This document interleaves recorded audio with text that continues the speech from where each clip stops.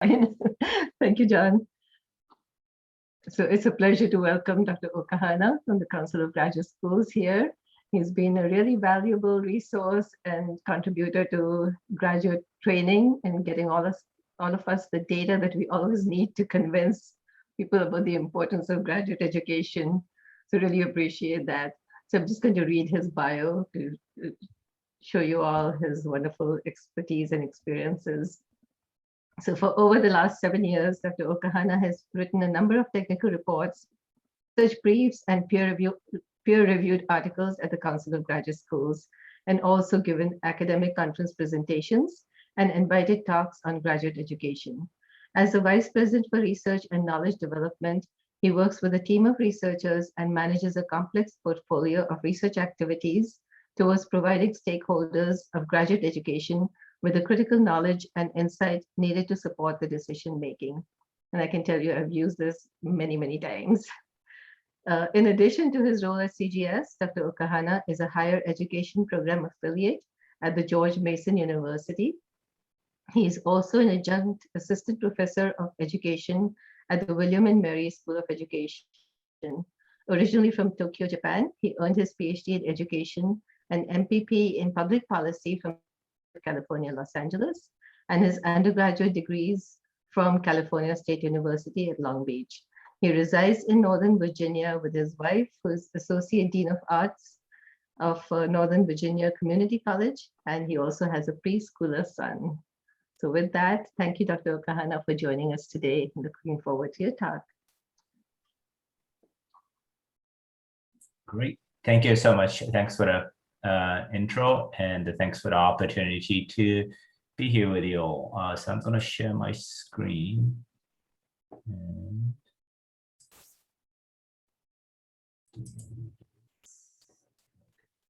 Great.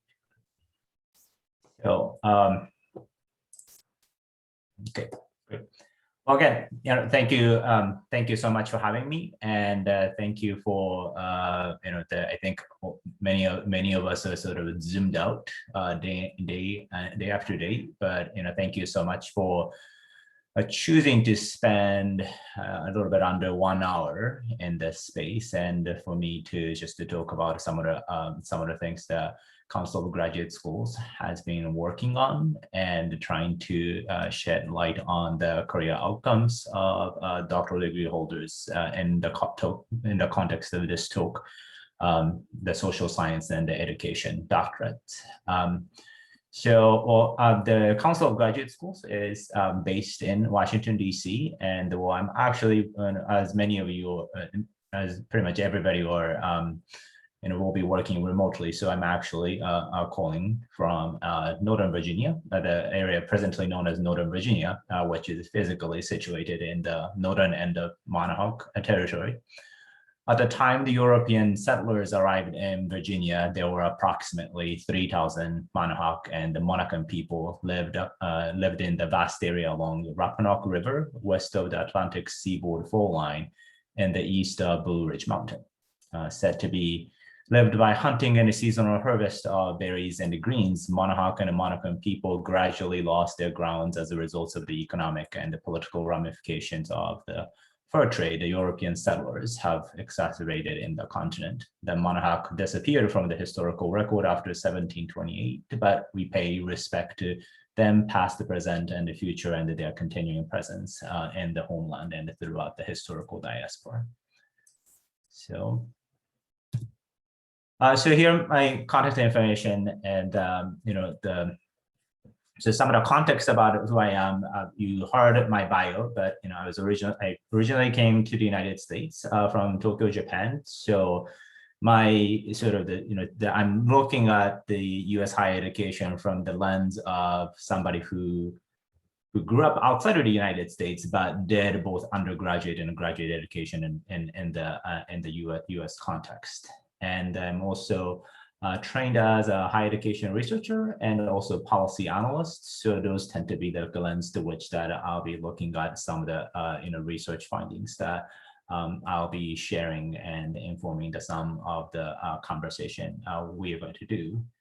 And the other part I want to mention as sort of the context is that, as mentioned, I work with a team of researchers. Right now, I work with a team of 5 primarily, including myself. And they are Dr. Anugio, Dr. Radomir Ray-Mitic, Dr. Janet Gao, and Mr. Christian P.L. West. And I have other people out of CGS and outside of CGS who I formally and informally engage in different studies, thought partnership, or just even bouncing some ideas. So, all these things to say that if I have something very insightful to say today in this presentation, there are a lot of people that should get credits to some of the good work. And obviously, anything I say that sort of was not as insightful, that the shortcomings are all mine. And also, I would note that there are some of the studies funded by the external agencies, and in any case, that any opinions, findings, and a conclusion or recommendation expressed here are not necessary. Those are the our funders. You see my email address, Twitter handle.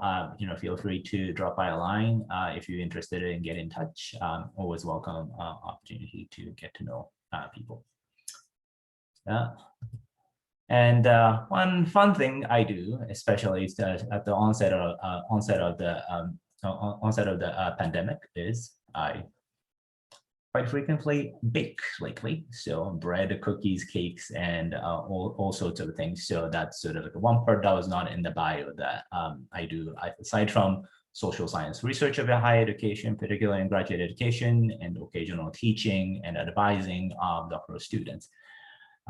Baking is another thing. A little bit more about the Council of Graduate School. So we do many different things, and you might have heard the talk my boss, Dr. Susanna Ortega, have given a couple months back, or you might have attended a talk that my colleague, Dr. Julia Kent, gave. But we do research and offer best practices, and also we engage in advocacy, and we interact with our graduate deans and others who work for graduate education at the central university level. So that's sort of the context of our organization. But the research part of it, what we do is sort of like the major domain that we do. We provide a research and analysis for member institutions to make better, more evidence-based decision-making. So we put out data reports, data briefs, data sets, and really trying to enhance the capacity of institutions to make those decisions. We also do some social science research. So we present at academic conferences. So Association of Study of Higher Education and American Educational Research Association, those are sort of places that get to go and do a presentation. And we also serve as sort of national backbone in discussing about and connecting the researchers and practice on the issues on the graduate education. So those are sort of the broad area of things we get to work on. And I will be speaking primarily from the PhD Career Pathways project. This is a multi-year, multi-phase project that Council of Graduate Schools has been doing since, I think, 2013 or 2014. The current phase of the project is funded by Andrew Mellon Foundation and National Science Foundation. And what we do is we've been working with a set of graduate degree granting institutions in collecting, fielding the surveys to doctoral students and doctoral alums, and trying to see their career aspirations for current students and the career outcomes of doctoral alums, and to see what sort of career trajectories and pathways they take from the doctoral education to doctorally trained workforce. And some of the findings have been released as a form of research briefs. So if you're interested, if you go to the Council of Graduate Schools website, and there are some of these briefs that are available for the public to download. And these are relatively short. It's not a academic journal articles. These have bulleted key findings, and followed by some of our observation about findings. Then we also pose some of the potential discussion questions for graduate programs or graduate schools to consider in thinking about a diverse career path that their doctoral students might be taking. So, when you have a chance, I definitely encourage you to check out our website. So, on to the conversation for today. What is the purpose of PhD education? So there's that's sometimes like a good starting point in thinking about these PhD career pathways. There are some traditionally seen definition. A lot of time we hear about the PhD education as the training ground for the professoriate. So somebody for them to go in and teach or become professors, to be precise, at the colleges and universities. And that's sort of like one traditional objectives that people are seeing. Well, others contend that PhD education is more the training places or the program to create the fresh set of researchers and the scholars. But what we are increasingly seeing is that their career trajectory of PhD degree recipients increasingly become diverse, and then also not necessarily linear per se. Just because, in other words, just because somebody who start as a professor, that's not the only job they'll hold for the rest of their life. Or the other way around, that just because people who started after the doctoral degree that are outside of professoriate, that does not necessarily mean that those people are not coming back to the university setup in the future. And in fact, that when we what exactly that PhD is preparing for, however, there are some differentiation by different types of places that people ended up working on.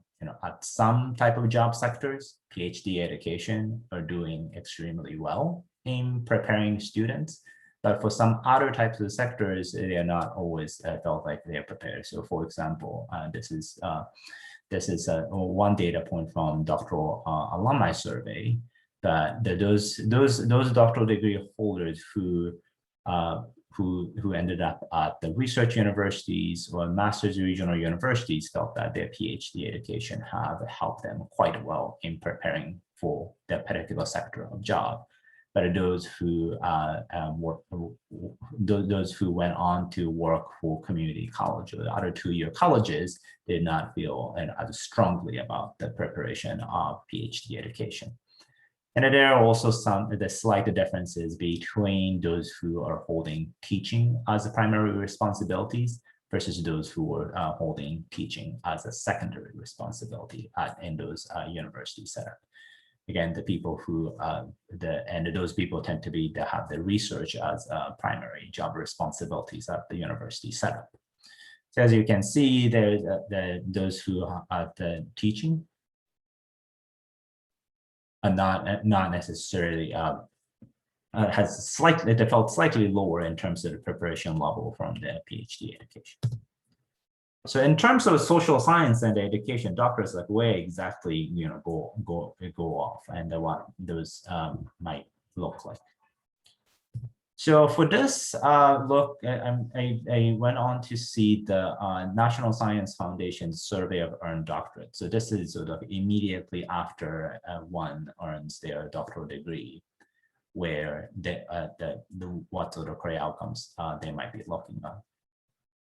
So as you can see, it's very stable over the last decade or so. There are some dips here and there, but generally speaking, those people who earn the social or behavioral sciences doctoral degrees or education doctoral degrees land on some type of job, or have at the time they completed their doctoral degrees, they have some sort of commitment for their next steps. So about, between this social and behavioral science is closer to 70, almost a 3 out of 4. But for education, to 73% had some type of the definite commitment at the time of earning their degrees.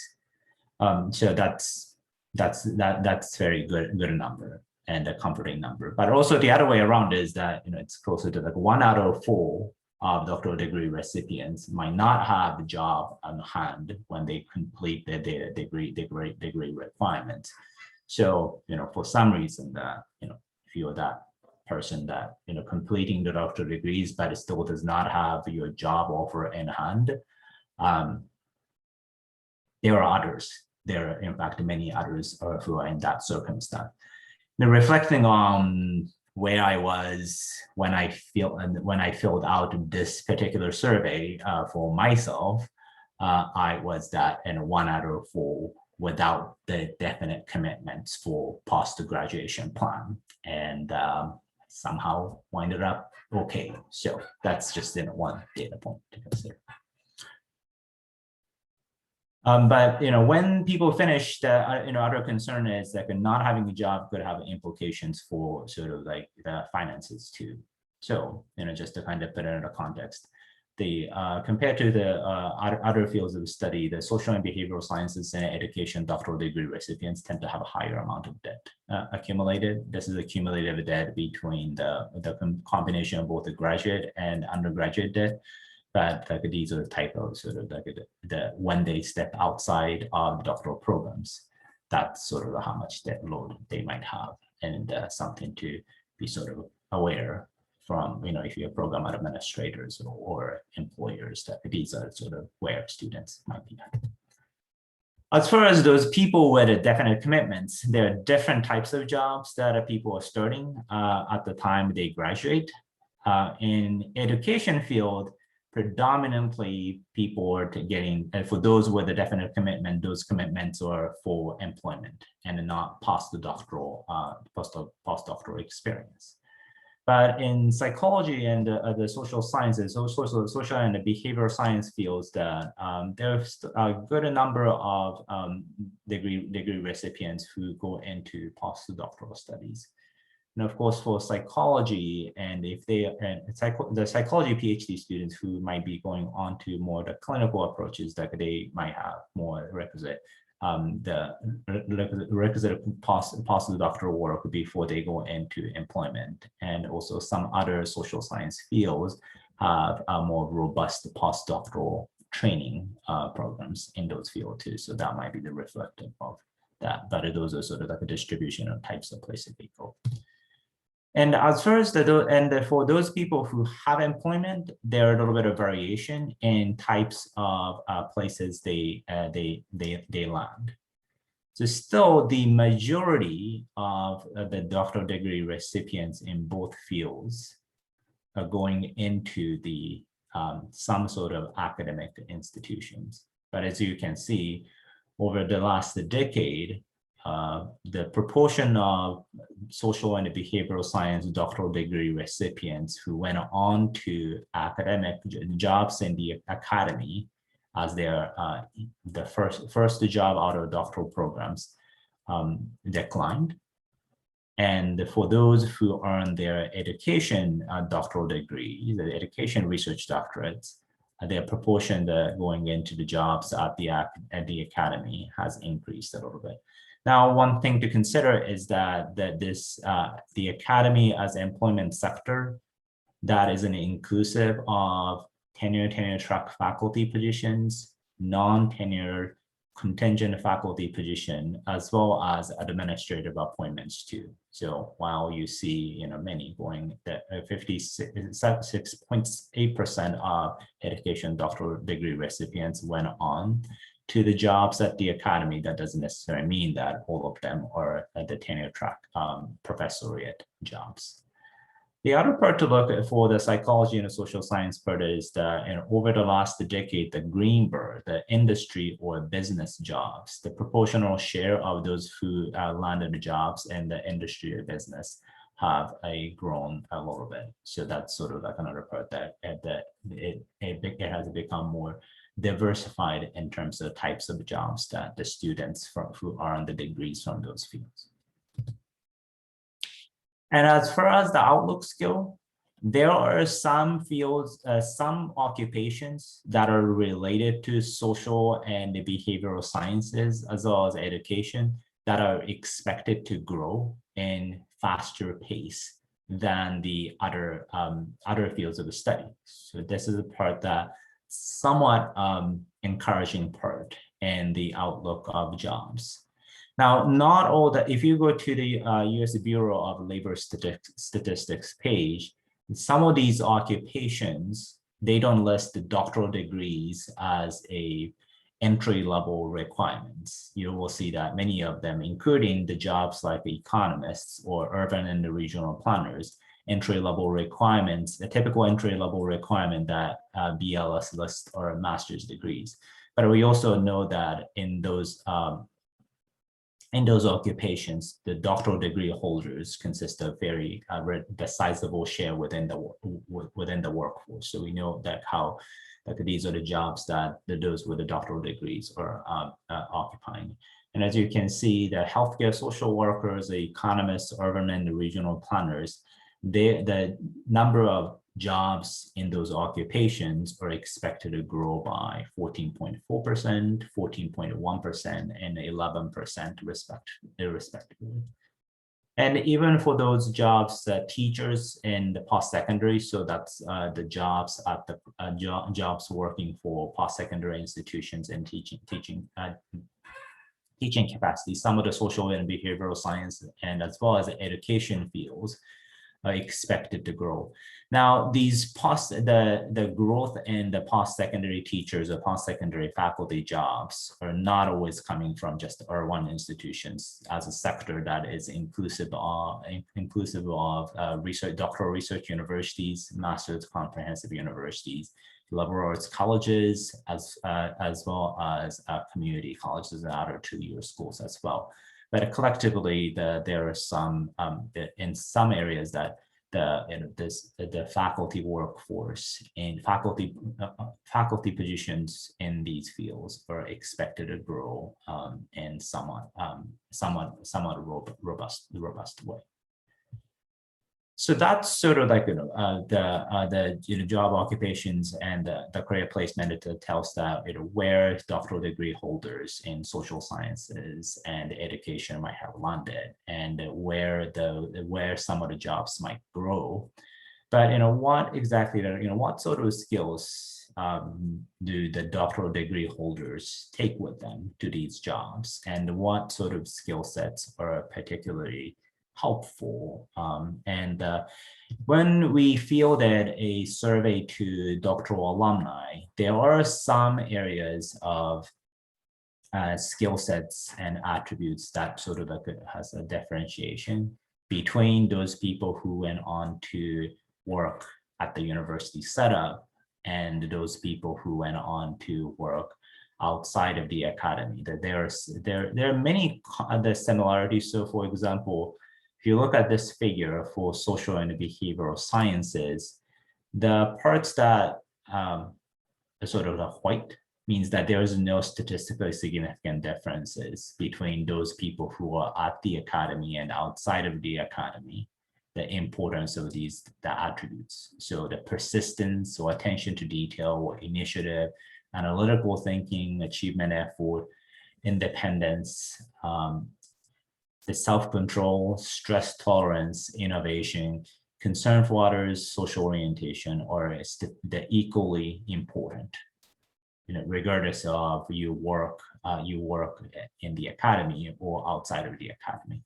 But there are some areas that for those people who are working at the university setup found it to be more important as well. So but for the most part, there's some of the commonality, but there's also like a slight differences in some of the part that people find it important.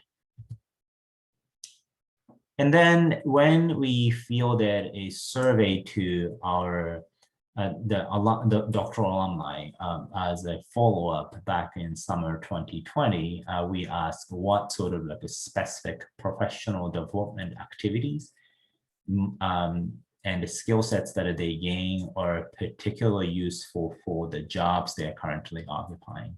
And what you're looking at is overall that everybody and anybody who are in their doctoral degrees, regardless of fields of study, that things like communication, public speaking, networking, digital literacy or project management.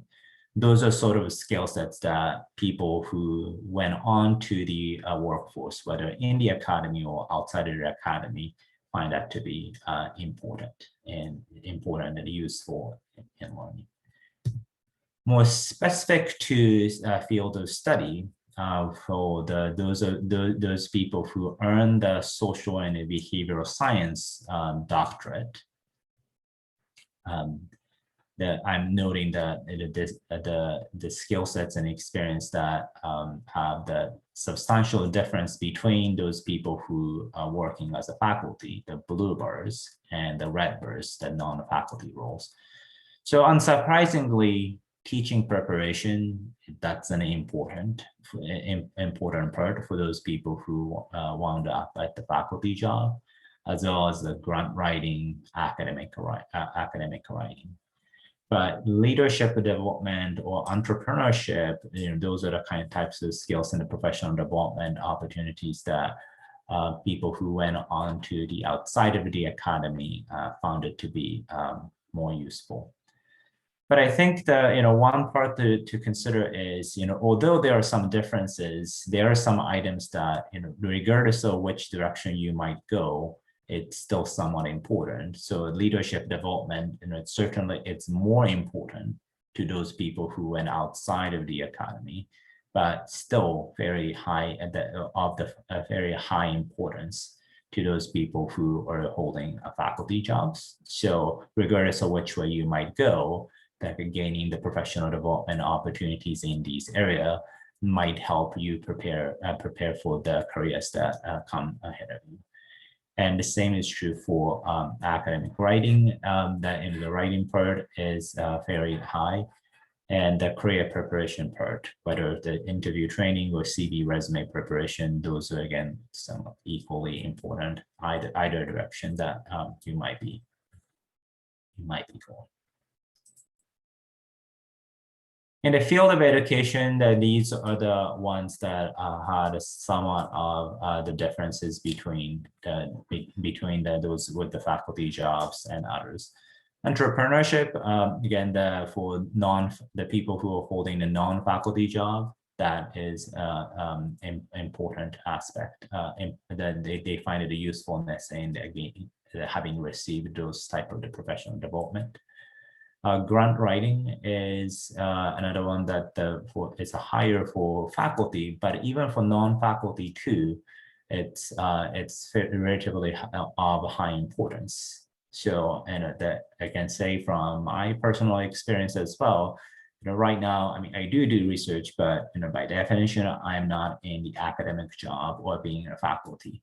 But working for a nonprofit organization and working on these different projects like PhD career pathways, the grant writing, grantsmanship certainly become an important asset to have. And that was not, at the time I did my PhD, that was not something that I got robust training around it. But I do find it as very useful and important skill sets and understanding to have.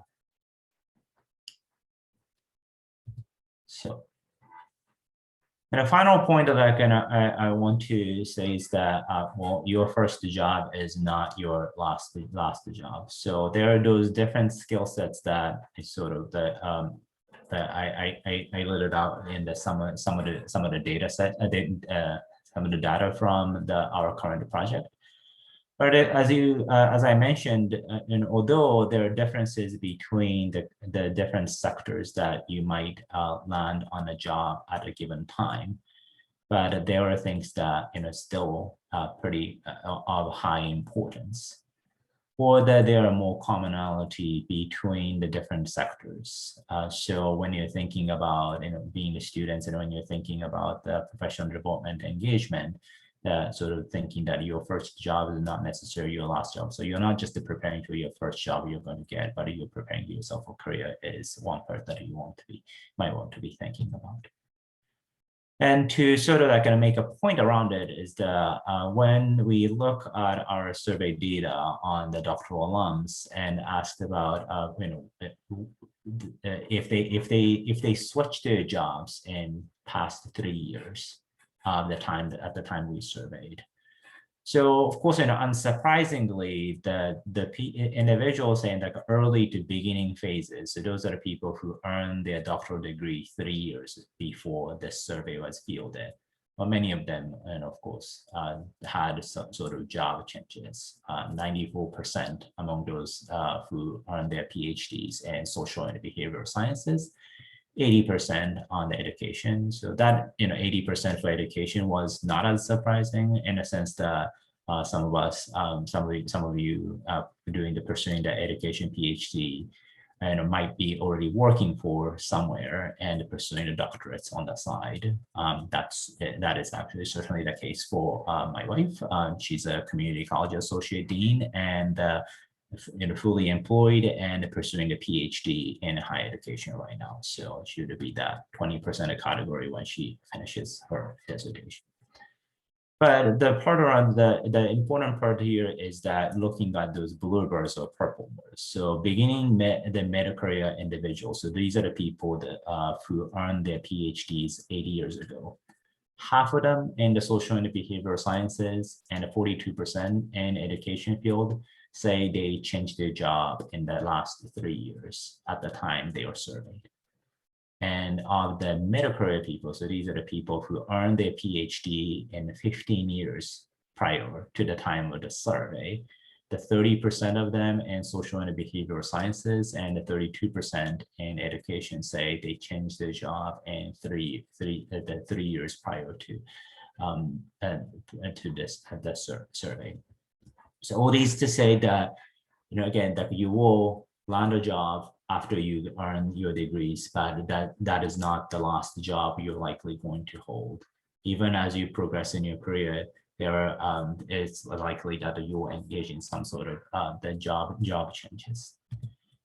And the types of job changes is another interesting part around it.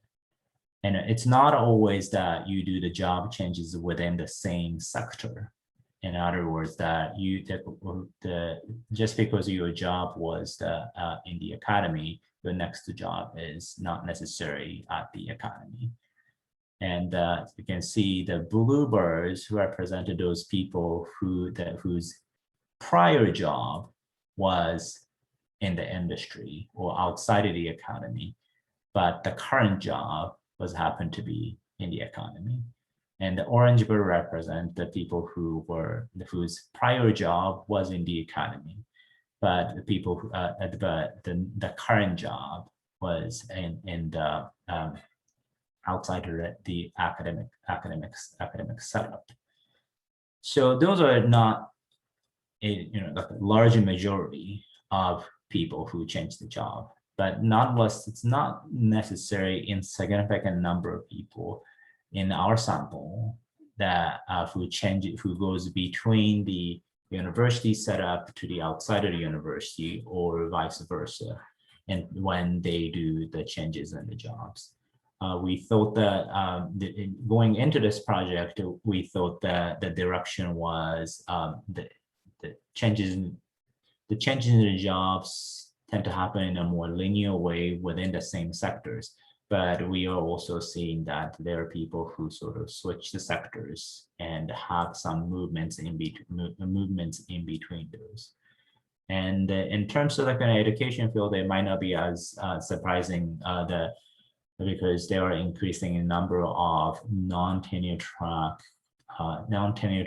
clinical or all practice appointment faculty jobs that are popping up in the job market. And also the university jobs are not always at the faculty position. So there may be people who are taking the administrative responsibilities at the universities coming from the private sector too. So, what all these things might mean, and what are the things that we might want to we might to sort of like take away from these experience. So again, I think for students looking at these data points, there are sort of like general patterns around it, but also that your individual cases are very unique to yourself and as far as types of jobs that you might be able to, you might get when they complete your degree. In those things, not only the function of your training and your qualification, but also availability of jobs in the area that you might be willing, that you might be looking for, or you might be willing to relocate yourself. But I think the data points that do seem to suggest that there are certain type of professional developments, skills development that are valued across the board, regardless of types of jobs you might go in, or sometimes even the kind of fields of study that people are engaging in.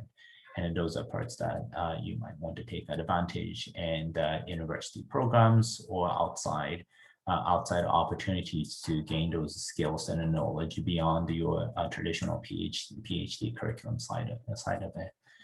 But also to have this mindset that, again, that for your first job is not going to be your last job after the PhD, and your career trajectory may be a lot more fluid and not necessarily always linear. Now, the uncertainty is not necessarily the comfort thing to hear here. But setting the expectation of having more resilience toward those more fluid nature of workforce and the career progression might become very important part. And for faculty and programs, the faculty and programs of graduate institutions, I think the one implication in thinking about these more fluidity in the career trajectory is that how you might define the program's success.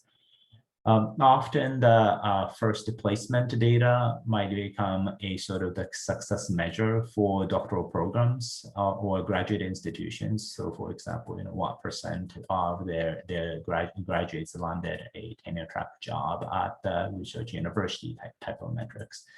But as the career trajectory of doctoral degree recipients become more increasingly fluid, the initial placement is not necessarily the best indicator of success or the outcomes for the graduate programs.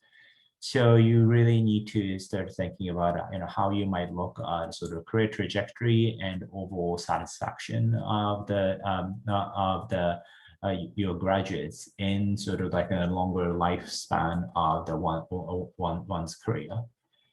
And those parts, a little bit of fuzzier kind of outcomes, but have important bearing. And the other study that we are conducting right now, we do see some connection between the satisfaction of doctoral students and doctoral alums, and some of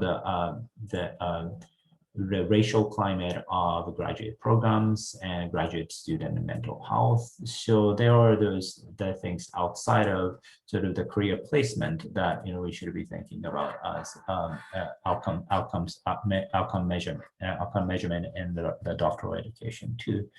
And of course, thinking about this like a training for not just the first job, but also to the longer trajectory of a career and how you might instill the skills and professional development opportunities that are needed for them to be successful in not just one job, but multiple jobs across one's career. The career trajectory seems to be another important part around it.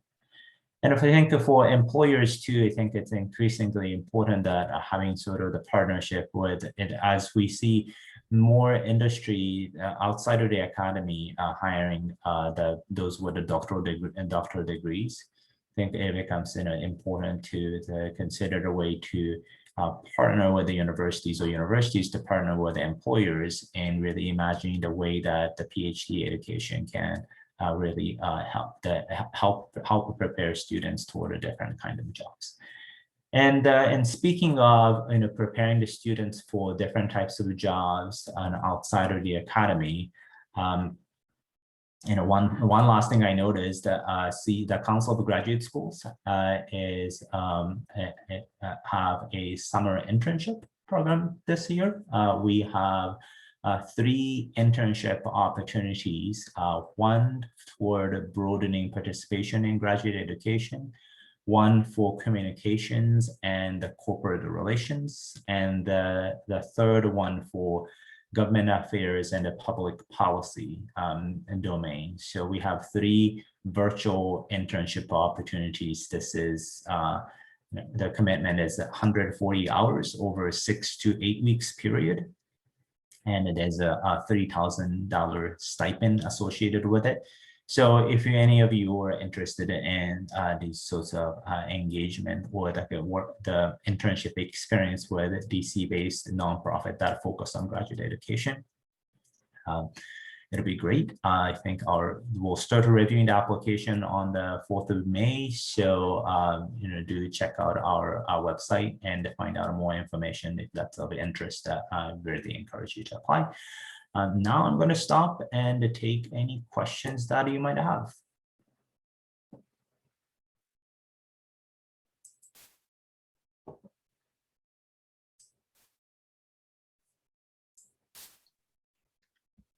Thank you, Dr. Okahana. That was wonderful, very useful for our students and for the advisors who are talking with them. So I do see a question in the chat. Louis, do you want to ask the question? Or I can read it out. Yeah. So you can switch on your camera and turn on your microphone.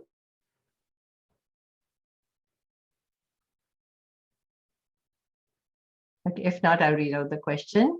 The question is, would that work for doctoral students only? Okay, he's in a public space. So that work referring to the internship or the work as in the data points I shared earlier? Oh, the internship. This is for, it's open for both masters and the doctoral students. So, for both, we welcome the interest.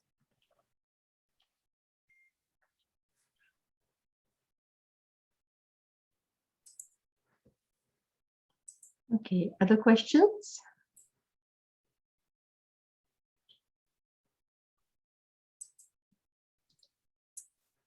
Hi, Dr. Okahana. Thank you for all your information, and I thought it very informative. I am a doctoral student in the educational program. And so my question is that I'm looking at all your data that you presented. Of those, do we know, like you said that they had previously been employed in academia, were those just simply more administrative, or what type of positions they were? Did you go in depth with those types, or was it just plain across academia? So we did ask questions about, what specific jobs they have, but the sample size was a little too small for us to sort of starting to parse out whether a person is in the tenure track job or the administrative job. And we do understand that some fields of study are more forgiving toward those people who go on outside of the academy and then come back to the university setup. But I also like I say, there are different types of faculty appointments becoming more popular or more seen. So that landscape is sort of an interesting one to continue looking at. So for myself, I keep my adjunct appointments in teaching, and that's sort of one way of engaging. And then there are certainly in the field of education, you see a lot of clinical and practice. Now, there's a question about whether that's a good move or not so good move, in the sense that we hear a lot about contingent faculty being sort of abused by the system. So there's sort of an interesting conversation to be had, and also something to think that these sort of just the choosing or the wounding on one side of the sector at the time of graduation is not necessarily the end of the story or end of the line for the people who are in the doctoral program. So that's the one positive way that I'm seeing. Right, and I guess that's where I'm kind of thinking, because I'm looking at my own program. We have non-traditional students, and we have our traditional students. So I'm wondering what percentage of those that are on your assessment are non-traditional versus traditional. Yeah, that's a really good question. It seemed like the data collection happened at some of the larger doctoral research universities. So it seemed that, if I can recall, and like descriptively, it seemed that many students are very traditional in that sense. When we did the follow-up survey, we asked some question about family obligations, like whether they have family obligations or not. It was not as sort of overwhelming in the sense that there are many respondents who are in that situation. So that's one challenge around it. And yeah, you're right. I think that's an area that have huge implication to career choices. What we know is from at least from our student survey data, where we ask the question about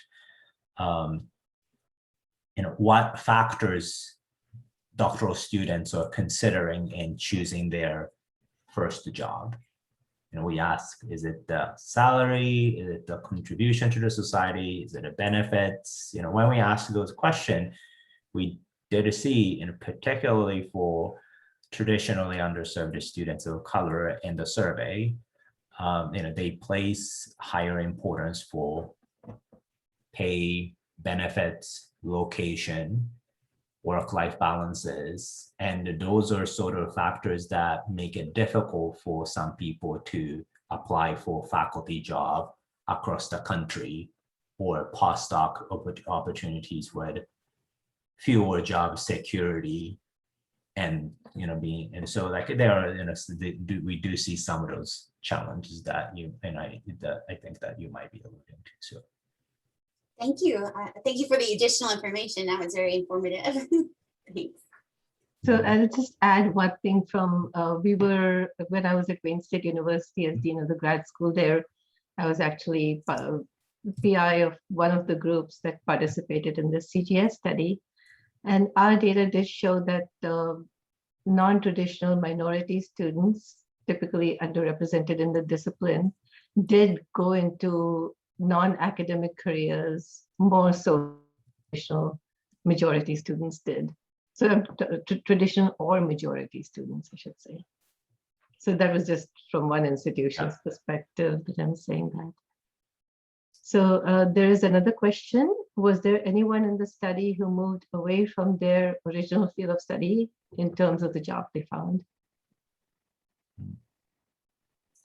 So there were relatively few in our study that people who wanted and the jobs that are completely different, like completely unrelated from the PhD field.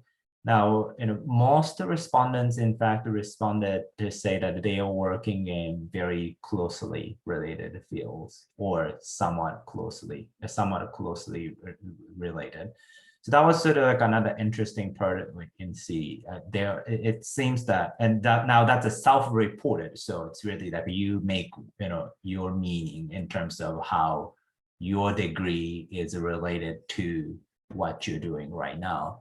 But in terms of the perception that a PhD students have, the people who are outside of the academy and different kind of jobs, they did make some connection.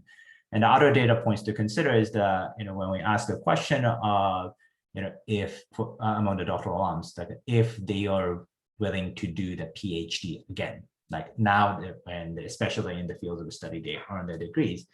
So those are the people that who done a PhD, are currently working, and we ask them to sort of reflect back on, now what you did, based on what you now know, like, would you go back? And there's still overwhelming majority of them, the respondents say that, they would do PhD, and many of them still say that they would do PhDs in their chosen field of study. Now, one part that we saw was that, it seemed like the doctoral degree recipients in the early part of career might see less connection. So people who in our doctoral alumni who responded,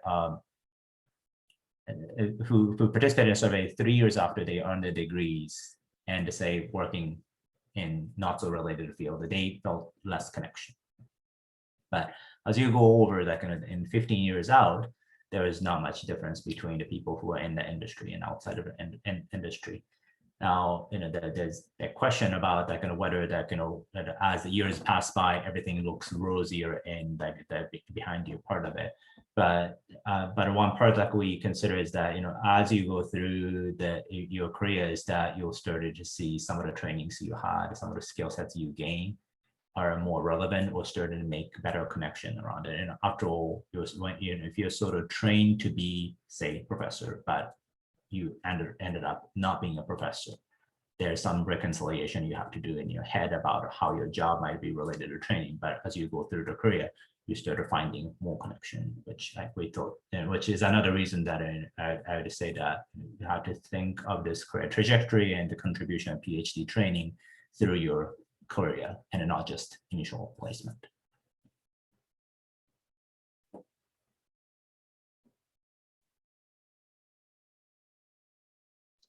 I see Dr. Okahana has posted the URL for the internship positions as well. So please do take advantage of that. And one more question, what were the factors for those rare outliers? Just wondering if their goals were different than the majorities, such as money, family, location.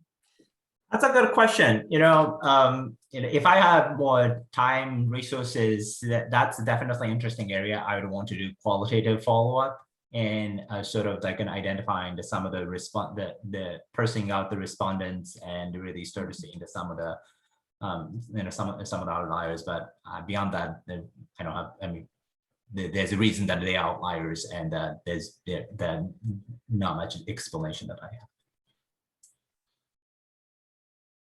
Okay, any other questions? Okay, if there's nothing else, then thank you so much, Dr. Okahana. This was very useful. And I'm sure you'll be getting some internship applications from our students. So appreciate your time and your commitment to graduate education. Thank you. Oh, thank you so much for having me. And thanks everybody for spending time with me. Bye-bye. Bye.